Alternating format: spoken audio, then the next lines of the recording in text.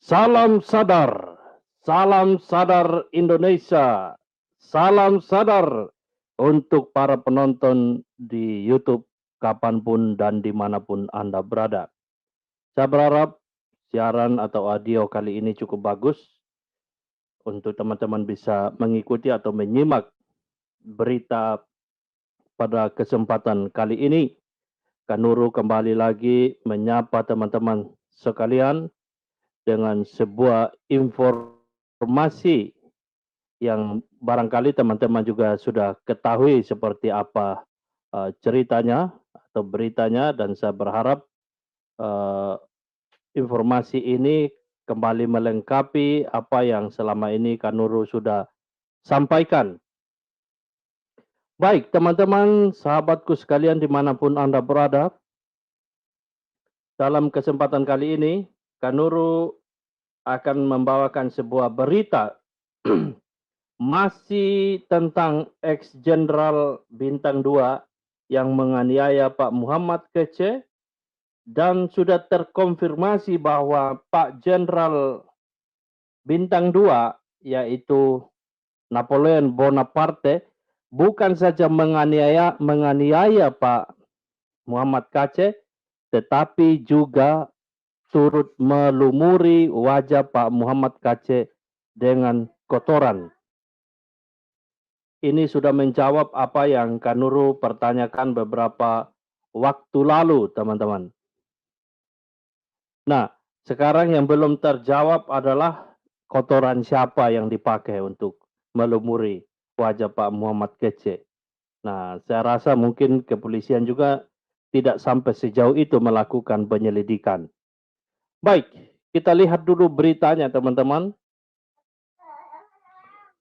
Berita ini dimuat di Liputan 6, ditulis demikian, Irjen Napoleon Bonaparte lumuri wajah MKC dengan kotoran manusia. Wah, luar biasa ya. Dan nanti kita akan lihat apa motif sang jenderal, karena rupanya nanti kita juga akan lihat surat edaran, surat terbuka yang dibuat oleh sang jenderal. Kita lihat dulu beritanya. Mantan Kadif Hubintar Polri Irjen Napoleon Bonaparte diduga menganiaya tersangka dugaan kasus penodaan agama Muhammad Kosman alias Muhammad Kece di Rutan Bareskrim Polri. Hasil pemeriksaan mengungkap Kece diduga dipukuli dan dilumuri dengan kotoran manusia. Dalam pemeriksaan terungkap selain terjadi pemukulan, pelaku Napoleon Bonaparte juga melumuri wajah dan tubuh korban dengan kotoran manusia yang sudah dipersiapkan oleh pelaku. Kata Dirtipidum Bareskrim Polri Brigjen Andi Rian jadi dikutip dari Antara Senin 20 September 2001. Andi mengatakan peristiwa itu terjadi pada hari yang sama saat Irjen Napoleon Bonaparte menganiaya Kece di sel isolasi Bareskrim Polri. Sambil memukul juga melumuri kotoran manusia, kata Andi. Kotoran manusia tersebut, kata Andi, telah disiapkan oleh Napoleon dan disimpan di kamar selnya. Seorang saksi mengaku mendapat perintah untuk mengambil kotoran tersebut. Lantas kotoran tersebut oleh pelaku dilumurkan ke wajah dan tubuh MKC. Salah satu saksi diperintahkan Napoleon Bonaparte untuk mengambil bungkusan kotoran yang sudah disiapkan di kamar Napoleon Bonaparte. Kemudian Napoleon Bonaparte sendiri melumuri, kata Andi. Wow, luar biasa sang jenderal ya. Dia tidak takut tangannya kotor. Tidak mungkin itu kotoran orang lain, saya pikir teman-teman. Karena siapa yang mau pegang kotoran orang kan? Saya yakin ini kotoran sendiri kayaknya nih. Irjen Napoleon menjadi terlapor dalam perkara penganiayaan yang dilaporkan oleh Muhammad Kosman alias Muhammad Kece ke Bareskrim Polri pada tanggal 26 Agustus 2021. Perkara penganiayaan ini telah ditindaklanjuti oleh Bareskrim Polri dan sudah tahap penyidikan. Total sudah ada 3 saksi dan diperiksa pada awal kejadian. Irjen Napoleon sendiri ditahan di rutan Bareskrim Polri terkait perkara suap dan penghapusan red notice buronan Joko Chandra. Wow, teman-teman. Ternyata sang jenderal begitu niat ya. Begitu niat untuk melakukan penganiayaan termasuk juga untuk melumuri wajah dari Pak Muhammad Kece dengan kotoran manusia. Wow, saya nggak habis pikir teman-teman. Terus terang saya nggak habis pikir. Berarti kan ini sudah perencanaan dari sebelumnya. Karena kalau kita lihat kronologinya, hanya selang beberapa jam Pak Muhammad Kece itu tiba di Bareskrim, itu ia sudah kena hajar dari sang jenderal. Ya, dan bukan hanya dihajar, tetapi juga kita ketahui bahwa Pak Muhammad Kece itu dilumuri kotoran manusia. Di sini teman-teman bisa lihat beritanya bagaimana Pak Jenderal sudah menyediakan kotoran ini. Ya, menyediakan kotoran ini lalu kemudian menyuruh anak buahnya atau menyuruh rekannya untuk mengambil dari sel tempat dia ditahan. Luar biasa. Ya, dan kita nggak tahu ini kotoran siapa. Ya, kita nggak tahu ya teman-teman ya. Ini kotoran siapa.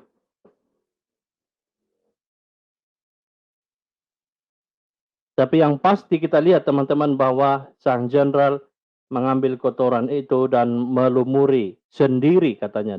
Melumuri sendiri di wajah Muhammad Kece. Kita coba lihat informasi lainnya teman-teman.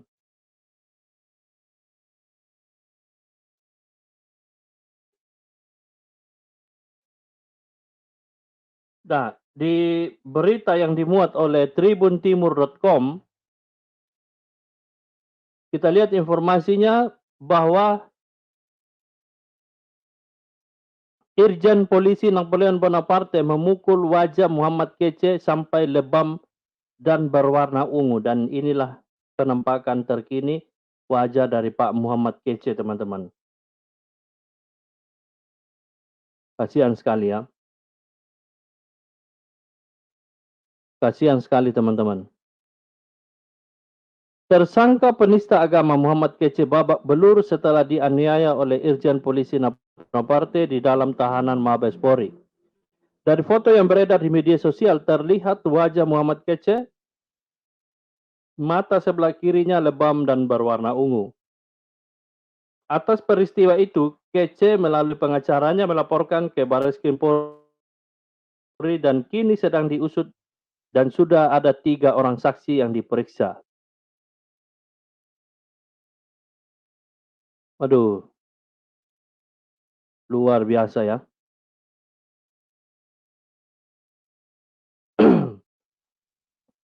Aduh, saya kehabisan kata-kata untuk membahas ini teman-teman. Bagaimana mungkin ini dilakukan oleh seorang jenderal yang sudah melewati sejumlah pendidikan untuk menjalankan tugasnya sebagai seorang di negara yang diamanatkan untuk menjaga, melindungi setiap warga negara Indonesia dan juga sekaligus mengajarkan kepada warga negara Indonesia agar tidak main hakim sendiri.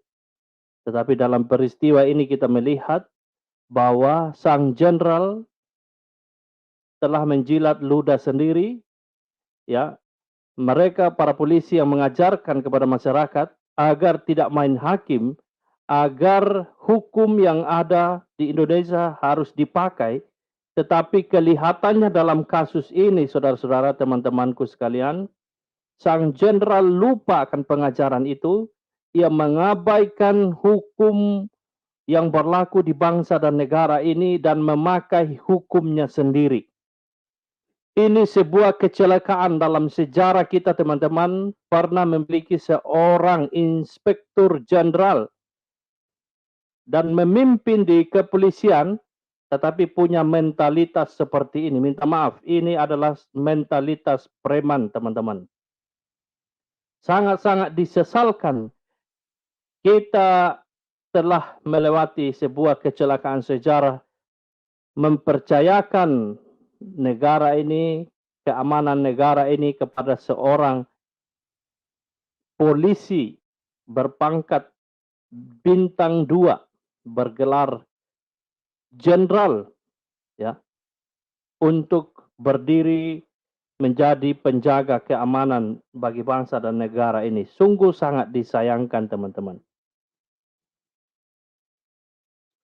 Kita lihat ini beritanya, surat yang dibuat oleh si Napoleon Bonaparte, teman-teman. Nanti kita akan, saya ajak kita untuk melihat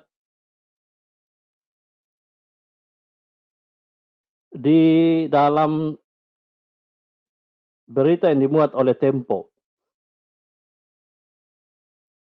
Diduga aniaya Muhammad Kacé, Irjen Napoleon Bonaparte segera diperiksa Polri. Dan coba kita lihat isi suratnya, teman-teman, ya. Oh, rupanya suratnya kemana ini? Padahal saya sudah siapkan suratnya. Nah, padahal di saat yang sama, teman-teman, orang ini adalah seorang pelanggar hukum.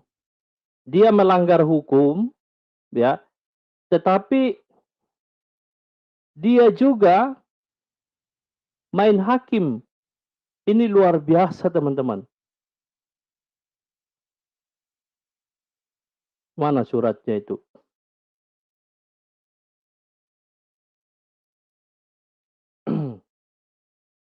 Ya, kita lihat surat terbuka dari Napoleon Bonaparte, ya, teman-teman, ya. Ini adalah surat terbuka dari Napoleon Bonaparte. Dia menulis demikian, saudara-saudaraku sebangsa dan setanah air. Saya malu punya saudara sebangsa dan setanah air seperti Napoleon Bonaparte ini. Sebenarnya saya ingin berbicara langsung dengan saudara-saudara semua. Namun saat ini saya tidak dapat melakukannya. Terkait simpang siurnya tentang penganiayaan terhadap Kacé, dapat saya jelaskan sebagai berikut. Alhamdulillah. Wah, ini jelas, ya. Jadi lihat kalimat pertama ini, frasa pertamanya ini adalah berbunyi Alhamdulillah. Ini membantah klaim dari Sinandar yang mengatakan bahwa sesama Oten saling baku hajar, katanya. Ternyata pelakunya baru ketahui beberapa jam yang lalu bahwa ini adalah seorang Muslim dan motifnya adalah bela agama, teman-teman. Jadi keliru ketika YouTuber Muslim mengatakan bahwa oh itu adalah sesama Kristen, katanya. Itu benar-benar sebuah fitnah yang sangat keji dilayangkan oleh teman-teman kita, saudara-saudari umat Muslim pengguna YouTube yang melemparkan isu ini. Padahal kita tidak melihat dari sisi perspektif agama, tetapi mereka selalu membawanya ke ranah agama dan menuduh bahwa ini adalah orang Kristen yang memukul Pak Muhammad Kacé. Dan baru kita tahu bahwa ternyata ini adalah seorang Muslim. Ya, jadi kita tidak bahas agama di sini, tetapi karena mereka lebih dahulu membahas agama, maka kita perlu klarifikasi bahwa Bonaparte ini adalah seorang Muslim dan jelas di dalam surat terbuka yang ditulis oleh beliau. Dia berkata demikian, Alhamdulillah bahwa saya dilahirkan sebagai seorang Muslim dan dibesarkan dalam ketaatan agama Islam yang rahmatan lil alamin. Wah, teman-teman lihat, ya. Dia memperkenalkan dirinya bahwa dia adalah seorang Muslim yang dibesarkan dalam ketaatan agama Islam yang rahmatan lil alamin. Kita bedah dulu poin yang pertama ini, teman-teman. Jadi orang ini adalah orang yang bersyukur kepada Allah, katanya. Dia berkata Alhamdulillah Dan dia dilahirkan sebagai seorang muslim. Ya, jadi jelas dia adalah seorang muslim, bukan seorang mualaf, bukan orang Kristen yang berpindah ke sana, bukan, tapi dilahirkan sebagai seorang muslim dan dibesarkan dalam ketaatan agama Islam. Jadi dibesarkan dalam ketaatan agama Islam. Nah, teman-teman, berarti jelas motif daripada orang ini ketika melakukan penganiayaan terhadap Pak Muhammad Kece adalah itu bagian dari ketaatan dalam agama Islam. Jadi ini bentuk bahwa dia taat kepada agama Islam. Wah, silakan Anda sendiri memaknai kalimat ini. Jadi apakah kalau taat kepada agama Islam, maka harus menganiaya orang lain? Apakah karena taat kepada agama Islam, maka seseorang itu boleh mengambil tindakan main hakim sendiri kepada orang lain yang dikira atau yang dituduh atau yang dimaksud melakukan penghinaan atau penghujatan terhadap Islam?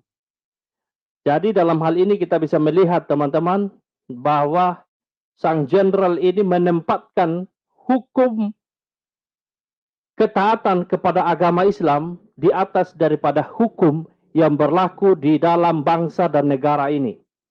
Ini sungguh luar biasa teman-teman. Tetapi ironinya di saat yang sama ia mengatakan bahwa agama Islam itu adalah agama yang rahmatan lil alamin.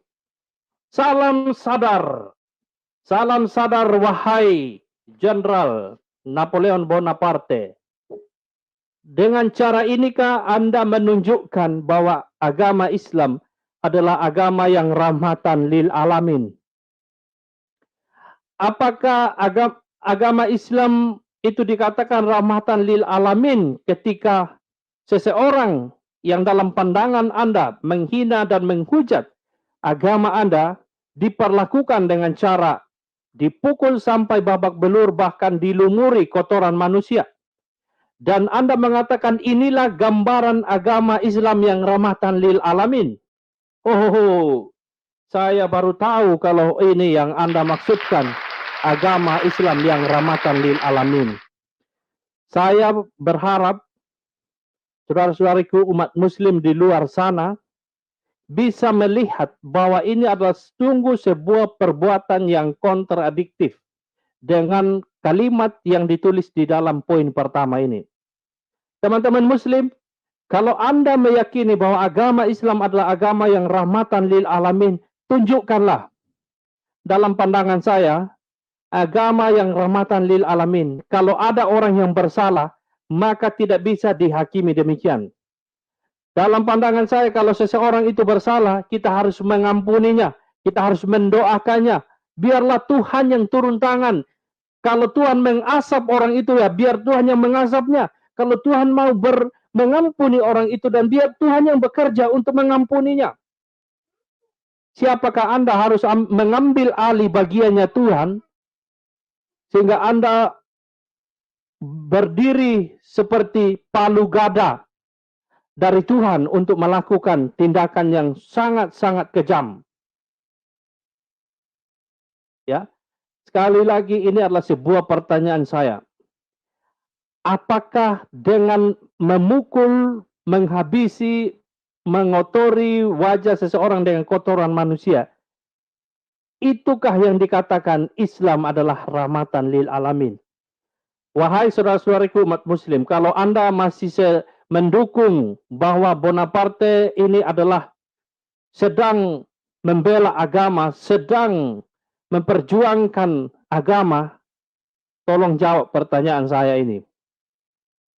Dan Anda harus ingat bahwa orang ini yang katanya sedang menjalankan ketaatan kepada agama Islam, dia adalah seorang yang sedang didakwa. Dia adalah orang yang sudah divonis hukuman 4 tahun penjara karena kasus suap. Jadi dia adalah seorang pelanggar hukum. Sekarang kita lihat pada poin yang kedua. Siapapun bisa menghina saya. tapi tidak dengan Allahku, tidak dengan Al-Quran, tidak dengan Rasulullah Sallallahu Alaihi Wasallam, dan tidak dengan akidah Islamku. Bagaimana Anda memaknai kalimat ini? Itu artinya teman-teman, sang jenderal menempatkan hukumnya sendiri yang dia buat.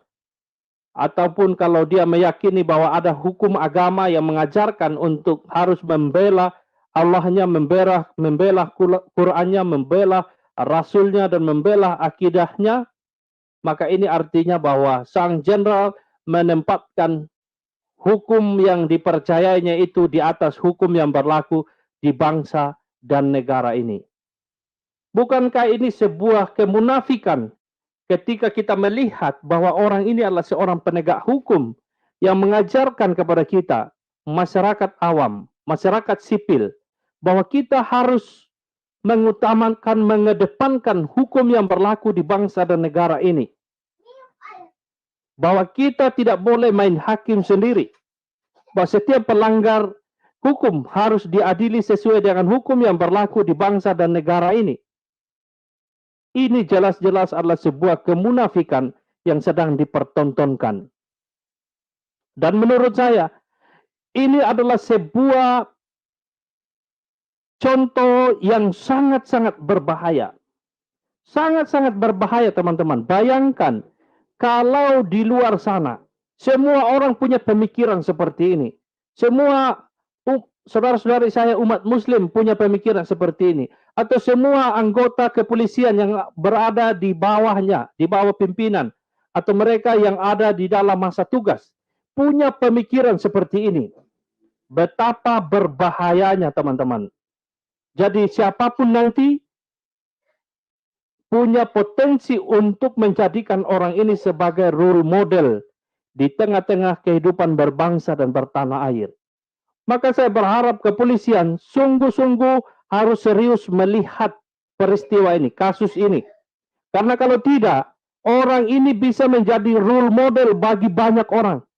Bahwa kalau agamaku, kalau kitabku, kalau rasulku, kalau akidahku itu dihina, ya, maka kalau kita lihat kalimat selanjutnya adalah, saya bersumpah akan melakukan tindakan terukur apapun kepada siapa yang berani melakukannya.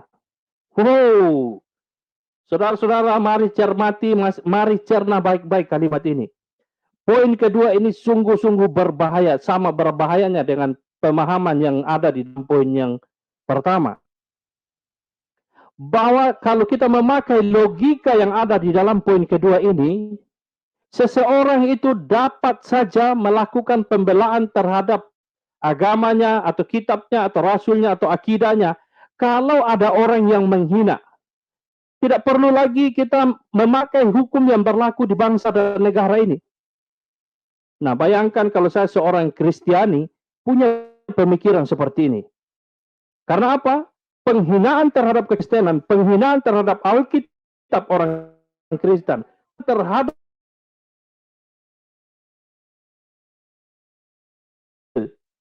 Taurat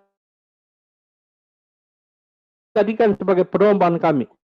Bahkan keyakinan terhadap Tritunggal itu sudah mengalami penghinaan, penghujatan, pengejekan yang dilakukan secara terang-terangan oleh para penceramah muslim.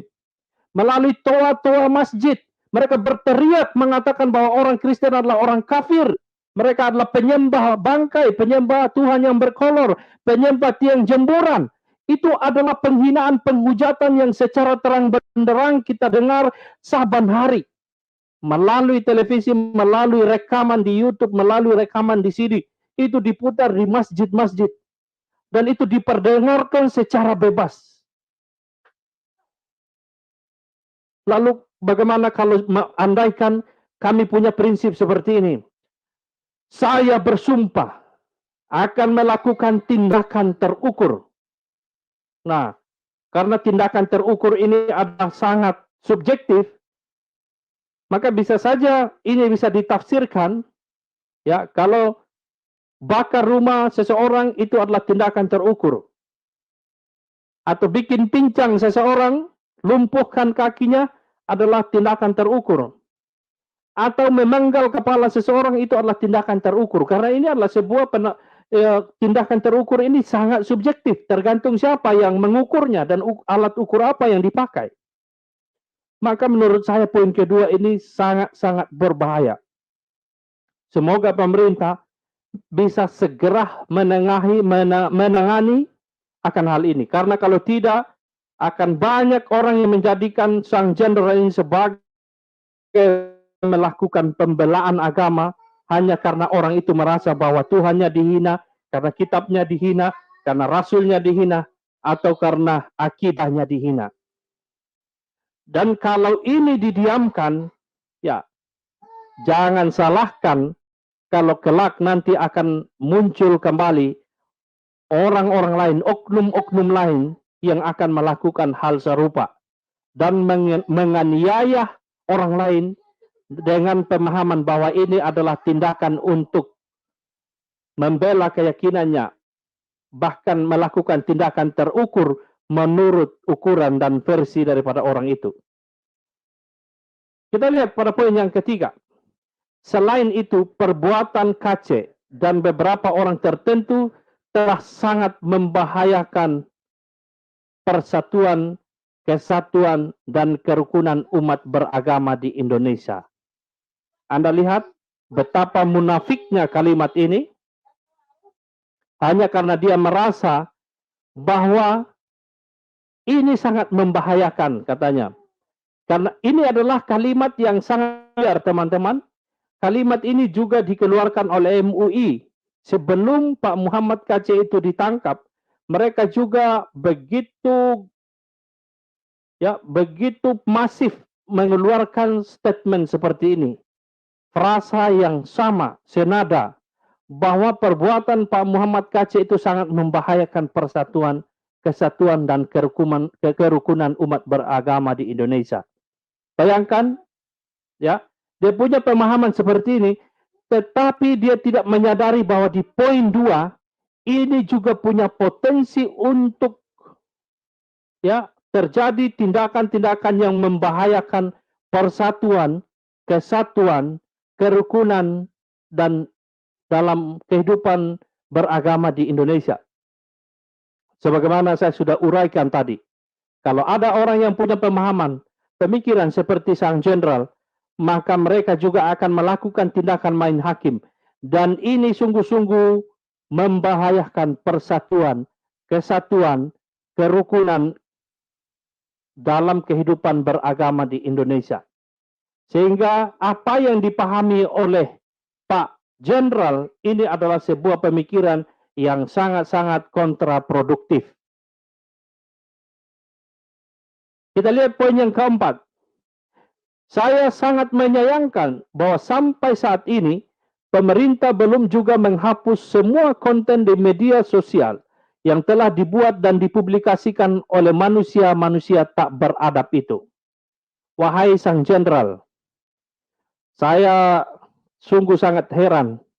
Anda yang sudah ada di dalam penjara tapi masih bisa mengikuti berita di luar penjara. Ini sungguh ajaib, sungguh bin ajaib.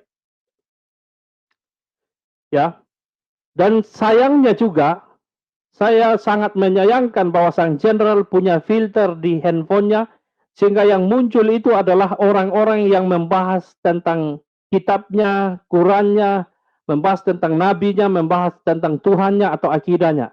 Di handphonenya punya filter sehingga itu tidak pernah muncul wajah, tidak pernah muncul suara dari Yahya Waloni, dari Insan Mokoginta, ya, dari Kainama, dari Nandar, dari Ustadz Taslim, Fadil Taslim, ya, Ustadz Firanda, dari Muhammad Ali, dari Zuma, dari para ustadz, para youtuber, para kristolog yang saban hari kontennya itu berisi penghujatan, penghinaan terhadap kekristenan.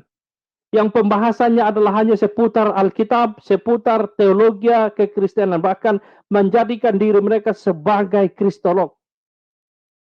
Sayangnya itu tidak pernah nampak di handphone sang jenderal, sehingga dia tidak merasa bahwa itu pun perlu dihapus.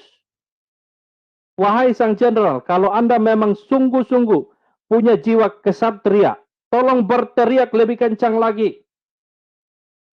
Rekaman-rekaman penghujatan yang diputarkan di masjid-masjid itu supaya dihapuskan. Supaya setiap video-video penghujatan, penghinaan terhadap kekristenan yang masih berseliweran di YouTube itu segera ditarik oleh Menkominfo. Ya, ketika itu membahas tentang apa yang kalian lakukan terhadap agama lain, kalian punya standar bahwa itu adalah bentuk syiar agama. Itu adalah klarifikasi terhadap pemahaman yang salah kepada agama Islam. Dan itu adalah firman Tuhan. Itu yang menjadi standar kalian selama ini. Tapi kalian tidak mau menerima kalau orang lain punya standar yang sama. Manakala ketika kami juga membela keyakinan kami yang diputarbalikkan di dalam Al-Quran ketika mengatakan bahwa Yesus itu tidak disalib. Lalu kalian mengatakan kami ini menistakan agama. Ketika kami harus mengkoreksi apa yang dicatat di dalam Al-Quran, mengatakan bahwa orang Kristen itu menyembah 3 Tuhan dengan menjadikan Maria itu sebagai salah satu dari 3 Tuhan. Kalian mengatakan kami menghina, menistakan agama. Padahal jelas-jelas apa yang dituduhkan di dalam kitab kalian itu adalah salah kaprah. Lalu kalian mengatakan kami tidak boleh melakukan pembelaan terhadap apa yang menjadi salah kaprah di dalam Al-Quran. Wow, sungguh-sungguh sebuah ironi yang terjadi di bangsa dan negara ini. Maka benarlah apa yang dikatakan oleh Pak Saifuddin Ibrahim. Undang-undang penistaan agama itu seperti 2 ekor ayam yang dipertaruhkan. Salah satu ayam itu diikat dengan sejumlah seperangkat peraturan, sementara ayam yang lain dibiarkan bebas mematuk dengan tajinya dan menghancurkan ayam yang diikat. Dan itulah yang terjadi di bangsa dan negara ini. Semoga pemerintah mendengarkan hal ini. Bahwa ini sungguh-sungguh sangat tidak adil. Dengan undang-undang penistaan agama, maka orang yang membela agamanya, yang membela keyakinannya, yang dengan argumentasi teologis, argumentasi ilmiah, itu dikatakan sebagai sebuah penistaan, sebuah penghujatan terhadap satu agama.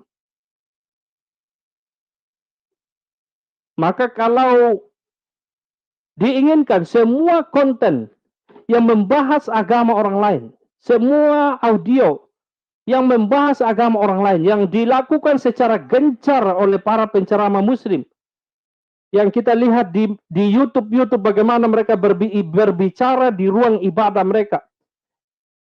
Mereka membawa Alkitab, membahasnya di depan jemaah. Hal yang tidak pernah dilakukan di agama lain. Para pendeta Kristen tidak pernah bawa Al-Quran di dalam ruang ibadah lalu mengkajinya, memberikan penafsiran berdasarkan pemahaman dari orang yang membawakan materi itu. Tidak pernah terjadi. Atau para biksu, atau para romo, tidak pernah melakukan hal itu di ruang ibadahnya. Dan ini hanya dilakukan di dalam konteks Islam, manakala kita lihat para penceramah muslim membawa Alkitab di ruang ibadah mereka dan kemudian menafsirkannya di depan jemaah mereka. Dan mereka mengatakan bahwa ini adalah kajian ilmiah. Ya. Dan kalau ada orang lain yang melakukan hal yang sama, maka itu dituduh sebagai orang yang sedang melakukan penistaan dan penghujatan. Oke, kita lihat poin yang kelima. Akhirnya, kata sang jenderal, saya akan mempertanggungjawabkan semua tindakan saya terhadap KC, apapun resikonya. Semoga kita semua selalu berada dalam perlindungan Allah Subhanahu wa taala dan hidup rukun sebagaimana yang ditauladani oleh para pendiri bangsa kita. Lihatlah bagaimana kalimat-kalimat kontraproduktif ini dimunculkan, saudara-saudara. Ya, dia masih mengharapkan terjadinya hidup rukun dan damai. Padahal perbuatannya ini sungguh-sungguh telah mencoreng, merobek-cabik kehidupan rukun dan damai yang sudah terjalin di bangsa dan negara ini. Dan saudara-saudara mungkin bisa menebak kemana arah daripada surat terbuka ini. Ya, semoga saja surat ini tidak sengaja dilemparkan ke publik supaya kemudian sang jenderal mendapatkan simpati dan dukungan dari orang-orang yang melihat bahwa perbuatannya ini adalah salah satu perbuatan untuk bela agama. Kalau itu yang diharapkan sang jenderal, ya semoga saudara-saudariku umat muslim yang masih waras tidak melihat bahwa sang jenderal ini tidak sedang merepresentasikan dirinya sebagai pembela agama. Kalau Anda menjadikan dia sebagai pembela agama, sungguh-sungguh ini sangat mengherankan. Pada saat yang sama Anda mengklaim sebagai penganut agama damai, sebagai penganut agama rahmatan lil alamin. Apakah dengan cara ini agama rahmatan lil alamin itu diperjuangkan? Tidak adakah cara lain? Tolong Anda jawab. Ya. Jadi teman-temanku, itulah informasinya surat terbuka dari sang jenderal yang menurut saya sangat berbahaya. Karena dengan demikian sang jenderal secara tidak sengaja sedang mengirimkan pesan kepada orang-orang Indonesia, kepada saudara-saudariku umat muslim, bahwa beginilah cara membela agama, bahwa beginilah cara untuk membela kitab, membela akidah, membela Rasul Tuhan. Dan semoga saudara-saudariku umat muslim tidak menjadikan orang ini sebagai role model. Kalau Anda menjadikan dia sebagai role model, lalu kemudian melakukan sebuah pelanggaran hukum, maka Anda akan berhadapan dengan hukum yang terjadi, yang berlaku di bangsa dan negara ini. Karena bagaimanapun, hukum Indonesia adalah di atas segalanya. Indonesia tidak menganut hukum agama tertentu. Indonesia bukan negara agama. Indonesia tidak menjadikan aturan agama Islam atau hukum syariat sebagai bagian daripada perundang-undangan di Indonesia. Tidak. Indonesia punya sistem hukum sendiri yang termaktub di dalam KUHP. Ya. Dan itu lebih tinggi daripada segalanya. Dan ini harus dijunjung tinggi. Tidak ada hukum lain yang mengatasi hukum ini. Ya. Kalau Anda punya hukum berlaku di dalam agama Anda sendiri, di dalam lingkup agama Anda sendiri, tetapi tidak berlaku di dalam lingkup sosial, apalagi di dalam sosial kita. Kita punya hukum yang harus diperjuangkan. Dan saudara-saudaraku, ini juga adalah sebuah sinyal yang sangat-sangat berbahaya untuk bangsa dan negara kita. Andaikan ada begitu banyak aparat yang punya pemikiran seperti ini, kemana bangsa dan negara ini akan pergi, teman-teman, saudara-saudara sekalian.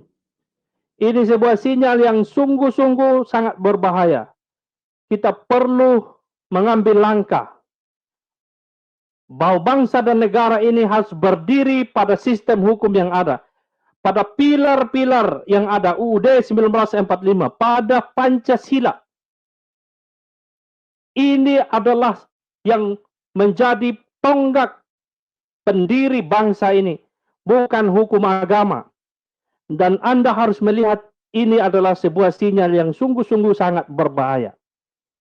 Dan kembali lagi, hal-hal yang saya perlu pertanyakan. Mengapa pelaku pelanggar hukum ini didiamkan begitu lama oleh polisi? Ada apa? Ada apa? Motifnya ini sungguh sangat berbahaya. Melakukan penganiayaan terhadap seseorang yang belum diadili secara undang-undang di Indonesia. Masih berupa tahanan titipan. Tetapi orang yang kasusnya sudah ingkrah ini, yang sebenarnya sudah divonis 4 tahun penjara, itu masih berkeliaran di Barreskrim. Ada apa? Ini pertanyaan saya lainnya yang saya perlu tanyakan. Ada apa? Mengapa sang jenderal masih ada di Barreskrim? Padahal sudah divonis 4 tahun. Kemudian yang kedua, mengapa sang jenderal kelihatannya sudah prepare sebelumnya, sudah persiapan sebelumnya. Begitu Pak Muhammad KC tiba di Jakarta pada tanggal 24 ditangkap, tanggal 25 ya tiba di sana dini hari pukul 1 sampai pukul 3 itu dianiaya. Sehingga tanggal 26 Pak Muhammad KC memberikan surat laporan bahwa dirinya dianiaya. Dan aneh bin ajaibnya berita ini tidak termuat, tidak terbuka di publik. Ada apa teman-teman? Apa sebenarnya yang sedang terjadi? Dan jelas sekali kita lihat bagaimana motif dari sang jenderal dituangkan di dalam 5 poin dalam surat terbuka yang dibuat olehnya. Ini benar-benar adalah sebuah, kalau kita perhatikan poin-poin, pemikiran-pemikiran yang terkandung di dalam 5 poin ini, benar-benar sebuah pemikiran, sebuah ideologi yang sangat berbahaya. Kenapa polisi mendiamkan hal ini? Semoga Tuhan menyelamatkan bangsa kita Indonesia. Semoga Tuhan tetap menjaga bangsa Indonesia, tetap jaya dengan pilar-pilar yang saat ini kita miliki. Mari kita jaga Indonesia, mari kita rawat Indonesia. Jangan biarkan satu pun menghancurkan Indonesia. Jangan biarkan satu pun mengganti ideologi bangsa dan negara ini. Indonesia diperjuangkan oleh semua suku kaum bangsa yang ada di dalam Indonesia ini. Semua golongan agama turut memperjuangkan bangsa dan negara ini. Jangan biarkan satu pun mau mengganti ideologi bangsa ini. Saudara-saudara sebangsa dan setanah air, kalau Anda mencintai Indonesia, mari bersama-sama kita lawan orang-orang yang punya pemikiran seperti ini. Pemikiran sang jenderal sungguh sangat berbahaya. Kita harus lawan, kita harus bersuara, saudara-saudaraku. Jangan biarkan Indonesia direbut oleh orang-orang yang punya pemikiran seperti ini. Pemikiran ini yang sungguh-sungguh sangat berpotensi untuk merusak kehidupan yang rukun, damai, dan tenteram di bangsa dan negara ini. Sebagaimana yang saya sudah uraikan tadi, bahwa pemikiran inilah yang sangat berbahaya. Kalau banyak orang yang punya pemikiran, yang menjadikan sang jenderal sebagai role model mereka, di dalam menerapkan spirit, semangat, pemikiran yang terkandung dalam satu agama, kemudian diterapkan dalam kehidupan berbangsa dan bernegara demi bela agama, maka boleh menganiaya orang lain. Meskipun orang itu sudah ada di tangan para penegak hukum, sudah ada di tempat kepolisian, maka oleh karena spirit semangat untuk bela agama, saya berani ambil resiko harus memberi pelajaran kepada orang ini. Ini jelas-jelas sebuah pemikiran yang sangat berbahaya, saudara-saudaraku. Kalau pemikiran ini diwariskan, dimiliki oleh orang-orang lain di instansi-instansi lain, ini sungguh sangat berbahaya, saudara-saudaraku yang saya kasih. Ya, semoga saja kita doakan bangsa dan negara ini tetap dijaga oleh Tuhan, sehingga kita boleh mencapai apa yang menjadi cita-cita luhur bangsa dan negara ini. Kita rindu Indonesia kita wariskan kepada anak cucu kita. Indonesia yang benar-benar punya wajah yang toleran, wajah yang damai, wajah yang tentram, negara yang layak untuk dihuni semua suku kaum dan bangsa, negara yang ramah untuk semua golongan agama. Mari kita pertahankan ini, teman-teman, ya, karena kita mau wariskan negara ini layak untuk disambut, diterima, dihuni oleh anak cucu kita ke depannya. Kalau kita diam, kalau kita apatis pada saat ini, maka kita akan melihat anak cucu kita akan menderita karena pemikiran-pemikiran ini makin berkembang. Anak cucu kita nanti akan diderah oleh sesama anak bangsa karena pemikiran-pemikiran seperti ini. Apalagi kalau sampai undang-undang, hukum, sistem negara kita diubah berdasarkan pemikiran kelompok satu agama yang ada di bangsa dan negara ini, maka Indonesia nanti kelak bisa saja menjadi tempat yang tidak ramah, tidak nyaman, tidak aman untuk anak cucu kita. Bisa saja Indonesia tinggal menjadi kenang-kenangan kalau kita terlambat untuk bersuara, saudara-saudariku sebangsa dan setanah air.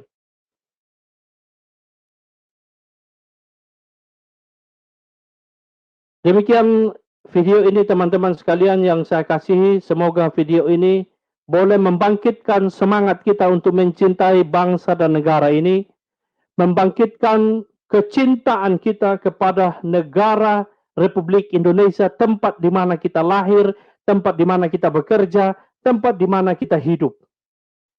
Mari bersama-sama kita serukan supaya kasus ini tidak dianggap remeh oleh pemerintah, supaya kepolisian tidak menganggap remeh akan kasus ini, terutama tidak menganggap remeh akan pemikiran yang ditularkan oleh sang jenderal melalui suratnya.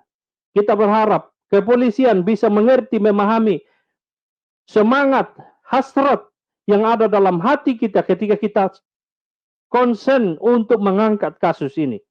Bahwa kami sungguh mengasihi bangsa dan negara ini. Bahwa kami sungguh tidak mau bangsa dan negara ini diporak-poranda oleh orang-orang yang punya pemikiran seperti sang jenderal yang sebenarnya adalah seorang pelanggar hukum, tetapi melakukan pelanggaran hukum berulang kali.